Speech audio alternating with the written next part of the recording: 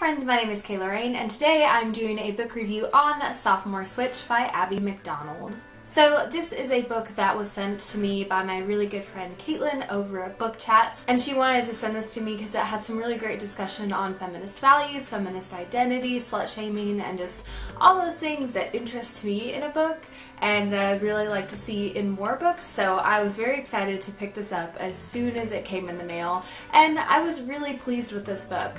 Overall, I gave it a 3 out of 5 stars as a rating, and that might not sound like a really great rating, but I have some reasons for it not being a 4-star book, but I would still recommend picking this up and giving it a try if the things I'm about to mention are things that interest you. So this is a young adult to new adult book that follows two main characters, Emily and Natasha, and they are both switching schools for an international program for different reasons. Natasha is moving from California to England to attend Oxford University, and Emily is coming from Oxford to Southern California, and they both have very different reasons, but a lot of the discussions and changes that they go through from being exchange students are quite similar, and there is definitely a heavy theme on feminist identity. So the first reason that I absolutely loved this book and just was really impressed with it was the exploration of feminist identity, and this was something that I found very relatable as someone who didn't assign the label feminism to myself until I was halfway through college.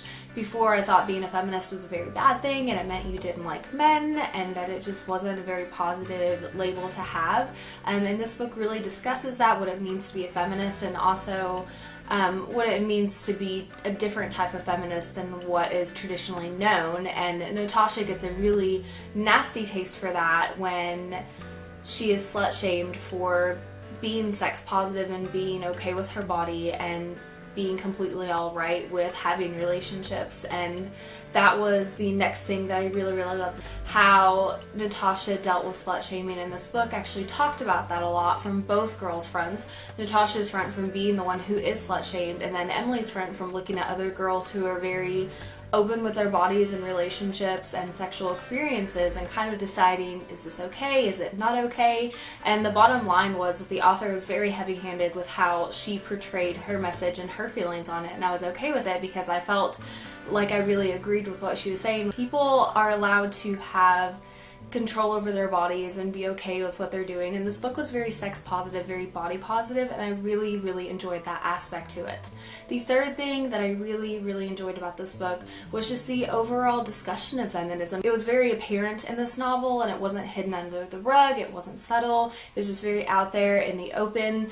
The word feminist popped up in this book. That was actually a word that was put into this book, which made me really excited, because sometimes books talk about feminist themes but they never mention feminism, and I think that can be kind of negative, because having a book that really discusses it well and then doesn't actually assign itself to the feminist label is kind of annoying to me, because I'm like, come on, you can help the cause in showing that feminism is a really good and wonderful thing, at least from my front.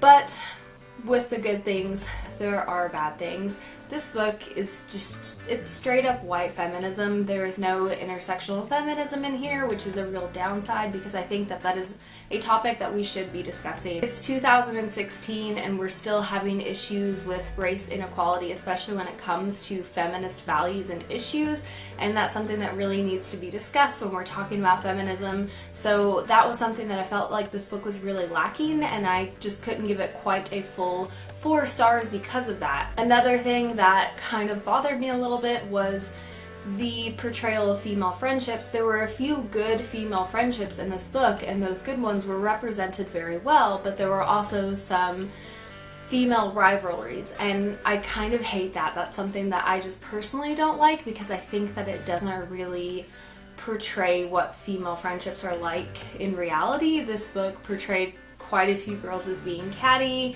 and vengeful and not being able to have a positive female relationship with women who might not agree on everything. So that was something that just kind of bothered me a little bit, and I felt like really took away from the plot overall for me and my overall enjoyment. But I still think that this book was really nice. It was kind of light. as far as making you feel good at the end and just having kind of a fun plot line. I would definitely compare this to The Holiday and Legally Blonde, which are two of my favorite movies, and this kind of combined both of those concepts together in just this really fun and fluffy manner. And I know I kind of hate using the term like fluffy contemporary, but it kind of is, and it was just really a fun book to read. It was a great way to kick off my February reading month because it was just, like I said, it was just fun, feel-good, light-hearted, contemporary new adult. And I don't usually reach for new adult, but if more new adult books actually kind of embraced some of these issues and talked about them, and it wasn't about just the virginal girl who's going off to college and finds the perfect man, I'd probably pick up new adult more. But I have found that most new adult that I've read just doesn't quite hit the mark, but this one did. And I would recommend it if the 3 things that I mentioned as strengths for the book interest you. I think you should definitely check it out because you'd probably enjoy this. Okay, that has been it for my review today. I wanted to keep it short and sweet, and yeah, I guess I will just leave it there. So thank you so much, Caitlin, for sending that to me. It was such a good book. I really enjoyed it, and I know 3 out of 5 stars might not be good for a lot of people, but a 3-star rating in my book is pretty decent. It means that it was a good book and that I enjoyed it, so would recommend it if you like some of the things that I mentioned that I saw as real strengths in this book. I will leave all of my information in the down bar below for Instagram, Goodreads, and Twitter, as well as Caitlin's channel and how you can go see her channel if you're not already subscribed to her. And yeah, that's it for today's video. As always, thank you so much for watching. Stay weird.